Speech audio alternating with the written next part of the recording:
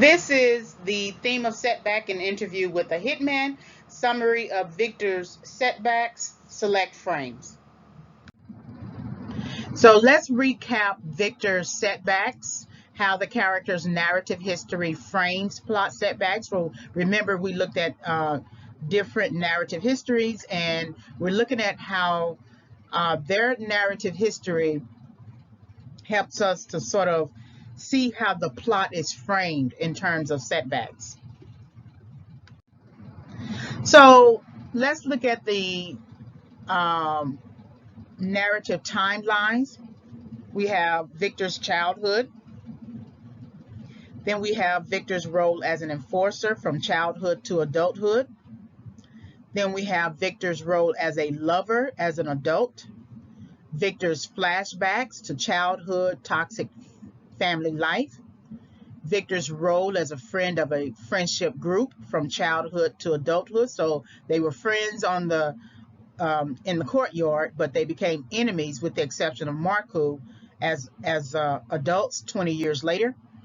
And then Victor's dual role as an enforcer. So he is a mob assassin, but he's also someone who confronts the mob system later after he has been betrayed, because once he is betrayed, he considers himself as an outsider. And so using that term with the second boss. Let's look at his assignments, and I call them task management. So Victor is assigned and sent to collect money owed to the mafia. So that's his main job. Victor is assigned to work a drug purchase with Franco, the son of trafficant, who kills the man they are making a deal with. Victor is assigned to cover up the murder, not realizing that he's actually going to be killed himself, scapegoated and killed. Victor is assigned to kill a British police officer by the second boss, who cannot be bought. He pours liquid nicotine into his coffee, inducing heart failure. Victor is assigned to kill a female reporter writing an article about his mob boss, but he abandons that assignment and does not kill her and lets her go. And then Victor is implicitly assigned to set up the interviewer by Bethesda, even though we don't know that it is Bethesda who is setting up the whole thing. So these are his different assignments. There are assignments that he gives himself, but I'm only looking at the assignments that he is expected to complete via instruction. So these are accumulation of Victor's setbacks. So Victor becomes an enforcer for Sergei as a child. So I'm using that as a setback because he's supposed to be in school. He's not supposed to be making decisions that are too big for him to make. Don't forget that larger t-shirt that he was wearing. And then when he comes back into the house and he's engaging with his father, or his father is engaging with him, he has on a child's t-shirt. Victor experiences a setback when Franco messes up a deal, leaving trafficant to order Sergei to kill Victor instead of Franco. So even though Franco is the one who created the problem, he's not admonished. He's not reprimanded. He's not really scolded, right? Victor is the one who is scapegoated, which creates a betrayal on behalf of Sergei. Victor kills Sergei when Sergei attempts to kill Victor, but is unsuccessful. Instead, Victor kills Sergei, the man who raised him, leaving him to fake his death and leave Romania for London, England. So this is a setback for Victor because Sergei was his surrogate father. Sergei was the one who was his instructor, his teacher, everything that he felt like he needed and everything that Sergei felt like he needed.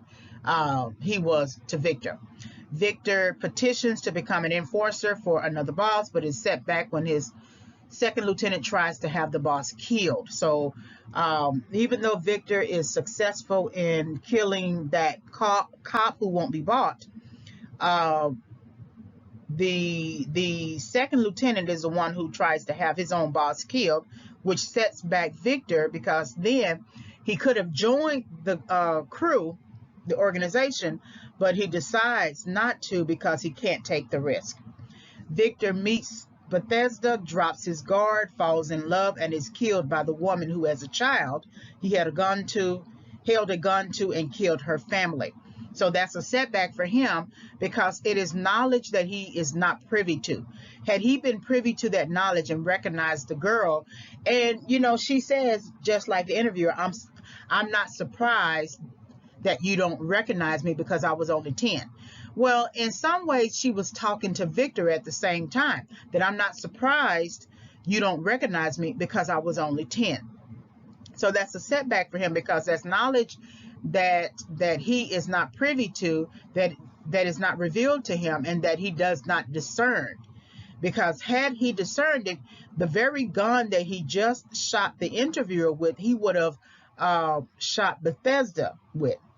Victor straddles the roles of enforcer, as assassin, and moral dictator. So when he frames himself as an outsider because of that betrayal from Sergei, then he sort of becomes this moral dictator, fighting the men in the kitchen, in that restaurant, letting the reporter go, letting Alexei go. So now he's become sort of like a moral dictator. When he says enough to the men who are hurting Bethesda, he's trying to go by some sort of moral code.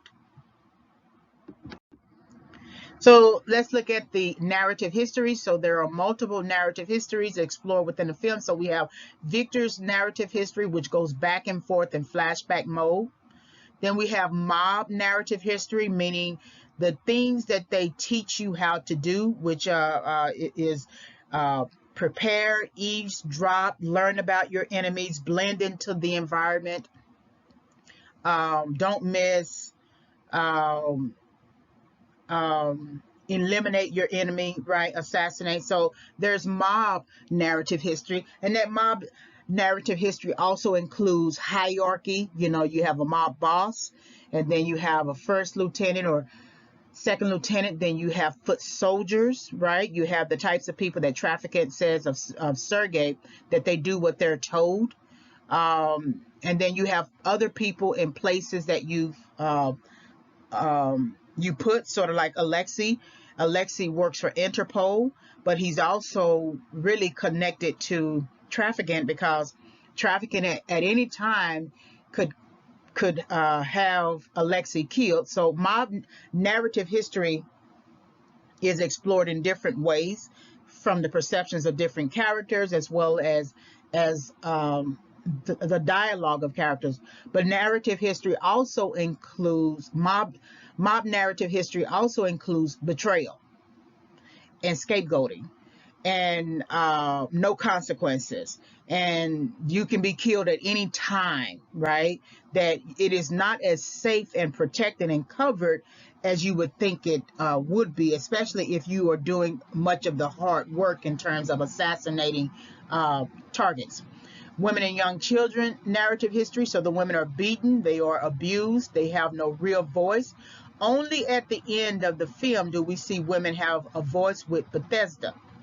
As she recounts her narrative, she takes control of her own narrative history and recounts it before the interviewer and by default before Victor, and then she solves her narrative history, the violence of it, by shooting Victor, because Victor was always the target. In many ways, Bethesda is the one who gets Victor to kill everybody, essentially. Sergei, Trafficking, all of them, even if some of the kills are not necessarily related, she's really the one controlling the whole narrative history of the film, the plot development, because we really wouldn't have the film without her setting things up. So young children are sold into service. Women can be sold into service, put to service for the sexual appetites of men. So they are product. And sure, you don't want to, sure, you might see her scarred in her back, but now we can answer that question, why she only had a little bit of a cut on her lip, because you don't want to scar your product's face. No one wants to have sex with someone whose face is beaten up, whose eye is punched out or something like that, right? You still want to maintain a product that is commercial, that is appealable, that is desirable.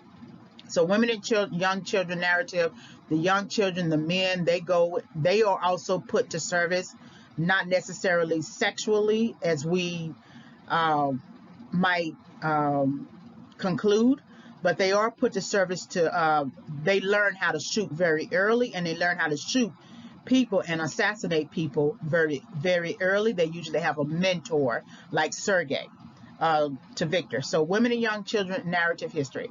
Then the enforcer narrative history. So I put the S in parentheses because I'm talking, I'm mainly discussing Viktor and how he starts out as a mob assassin, and then how he basically ends up as an outsider.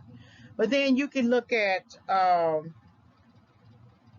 Cesar's enforcer narrative history, that his narrative history is connected to Viktor in the courtyard, but his narrative history also extends to having to kill or be sent to kill Viktor as well.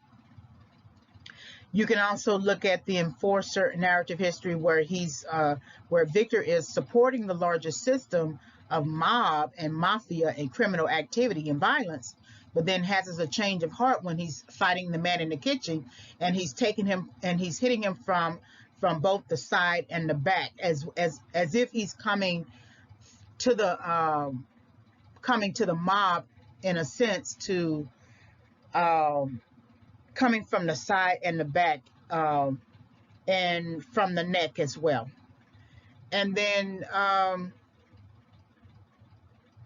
maybe the enforcer narrative history, where you have Sergei, who must collect the money from people owed, and if he can't collect the money, he must kill them. So the enforcer narrative history, you can examine it from different viewpoints. And then the interviewer's narrative history. And so the interviewer does not at any point perceive his mortality. He comes to an interview, or he commissions an interview to try to get his life back, to get his reputation back, not knowing that it's really a trap, and that the person that he raped when she was 10 years old is the person that he's going to have to confront on his journey to death.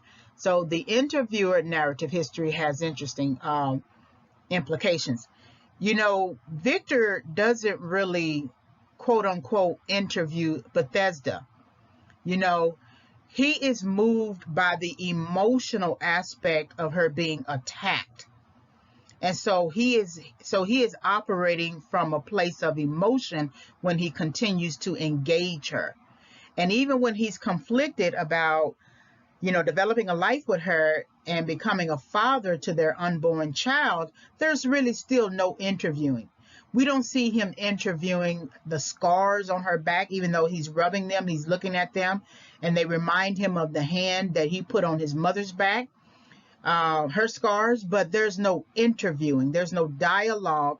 There's only the dialogue of, this is hard for me, I've never had to do this, and her dialogue, you don't know how to love, and his dialogue, I don't want you to go.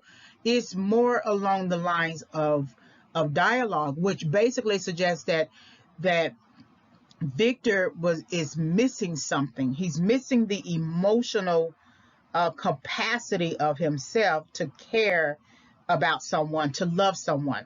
So he does an interview. Viktor interviews Cesar just before he kills him. Maybe a little bit of interviewing with Marku, maybe some interviewing with Alexei to figure out how they discovered he was alive and who sold him out and things like that. But the main interviewer is the one who's actually conducting the interview with Viktor, and everything else is basically sub-interviews. So let's look at Viktor's narrative history. So Viktor is raised in an abusive home. His father beats his mother. His father also owes money to Sergei, who later kills the father, leaving the mother some money and the lighter in an envelope. Viktor becomes an enforcer, faithful, loyal, supportive, skilled, and trusting. Viktor desires to escape his fate. Viktor never believes that the people he supports would betray him. Viktor changes his views on being an enforcer as well as the purpose of the mob and using the language outsider. Viktor struggles with loving Bethesda, finally letting down his guard to embrace her and their unborn child, but only realizing that she set him up to die. So that is a simple narrative history. There are some sub examples for which you would need to rewatch the movie, but that's the base of it, of his narrative history. So mob narrative history: never miss, blend into your environment, learn the secrets of your enemies, prepare, eavesdrop, infiltrate, eliminate. When necessary to bring a man to his knees, actually break him. A simple bullet is not enough. And then a long career ahead, because it is assumed that you can't get out. And Alexei thinking that he could send that video to Trafficking with the hopes of getting out, eventually Trafficking, if left alive, would have probably tried to kill Alexei, because you don't get out of this. And it is Sergei who says that Viktor has a long career ahead of him. So there's the expectation that you will die being a mob assassin. There's no way you can get out. That's why you hear Trafficking in the cafe said, you cannot change your nature. A man cannot change his nature, right? And so all he's basically doing is countering the ideals in Viktor's head about wanting to get out. Women, young children, narrative history. So Sergei says to Viktor's father regarding the money owed, if you don't get me my money, I'm going to put your wife to work. When Viktor shoots Bethesda's family, Sergei, Trafficking, and another man take the two young girls and put them to work. Bethesda, as an older woman speaking to the interviewer, talks about her sister not enduring the sexual appetites of men. Bethesda was able to endure the sexual appetites of men and learn the ways of men. And then this allows Bethesda to get her vengeance. So in the same way that Sergei taught Viktor to essentially gain intel on their enemy, Bethesda became who she needed to become in order to gain intel on Viktor, and as well as the larger mob system. So the enforcer narrative history. So Viktor's 2 out of 3 friends become enforcers. So Alexei and Cesar. Marku does not become an enforcer. His life is motherfucked, according to Cesar, because Marku is fat, overweight, married, and not purposeful like being an enforcer brings. Viktor's bullies are also enforcers, but they must bow to Viktor, whom Viktor later kills. And he basically kills him 20 years later. And then there are no friendships. Caesar is sent by Trafficking to track and kill Viktor, but he is unsuccessful because Viktor detects him and kills him instead. And we still don't know how Viktor found out that Trafficking learned about him. It could be that I don't know. I don't know how that came about. And it's hard to look at the implications of the movie other than to think maybe on some level, Bethesda revealed herself in terms of telling Viktor enough in order for him to be able to shoot the interviewer, and then maybe connecting that to somehow revealing that they know Viktor is alive. Other than that, I don't know how he learns that they have learned that he is alive. We know how they have learned it, but we don't know how he has learned it. So the interviewer's narrative history is reported through Bethesda and at the end of the film. It is Bethesda who reveals who the interviewer is, along with his brother, whom Victor kills, and how she was put to service for the interviewer and his brother. The interviewer's narrative history begins and ends the film since he commissions the interview and is later commissioned to be killed. So then does this begs the question, who puts it in his mind, who puts it in the interviewer's mind to commission an interviewer with a hitman? So when we know that it can't be Bethesda, because when she comes in at the end, the interviewer doesn't recognize her. So it can't be her. So someone put it in his mind to do so. I don't know how that come about, so we don't have access to that information. But he commissions this interview because it's not like Victor appeals to the man, to the interviewer, and says, I want you to interview me. Or that could have been how this happened. That Victor might have said to the interviewer, I want to get out, but I want to tell my story. And, I know that you tell certain stories. He wouldn't say, I know that you were disgraced and so I could help you out or something like that. He's not going to say it like that.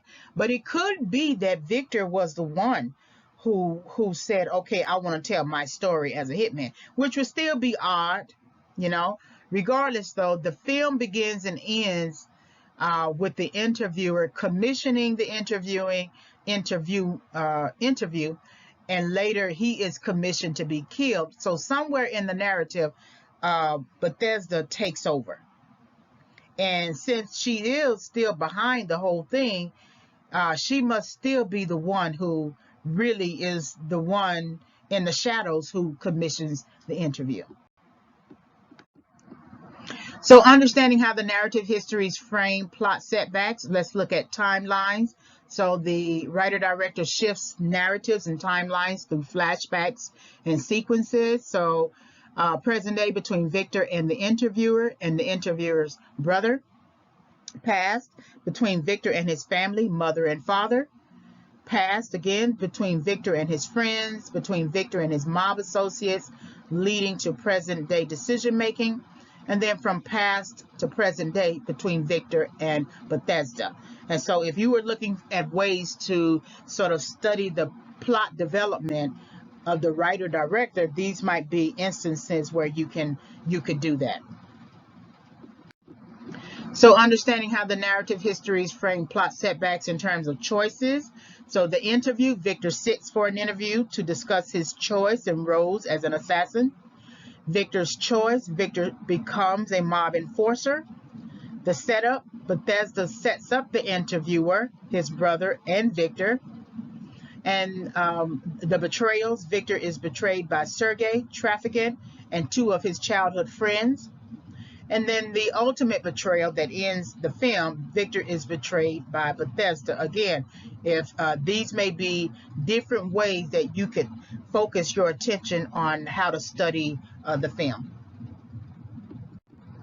Then understanding how the narrative histories frame plot setbacks. So in terms of plot development, the plot and narrative and the movie overall hangs really on Bethesda's setup.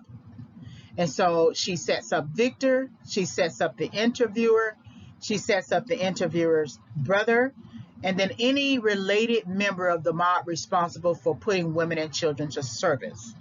We are only watching the film and the actors at play because Bethesda set up all the encounters. Therefore, it is arguable that the movie is solely about Victor, meaning that the movie's title is Interview with the Hitman. But, in many cases, Bethesda becomes a hitman at the end. When you think about it, she sort of permits Victor, she assigns Victor to kill the interviewer in the same way that Sergei and Trafficant assign Victor to assassinate, right? But in shooting Victor, she becomes him. She becomes a hitman. Now, she's a mother with an unborn child, despises the father of that child and is going to deprive that father of ever knowing his child, but she becomes him. So that's why I wonder if the true film is about her and less about Victor. All right, like, subscribe, and visit. Like the video, subscribe to the channel, hit the notification bell for more discussions. You can visit my YouTube channel for further film analysis. It's Favorites Film Analysis as the title of the channel. You can always send me an email and ask me a question, reginayfavorites@yahoo.com. My Overcoming Setback 5 Keys for Entering and Exiting Correction book will become available around October 2021. I'm still doing some editing. The book does not focus on film analyses, but I use the content that I created for the book to support my my perceptions of setback used as a theme in select films. So when the book becomes available, I will send out a notification video, audio. Thank you very much for visiting the channel.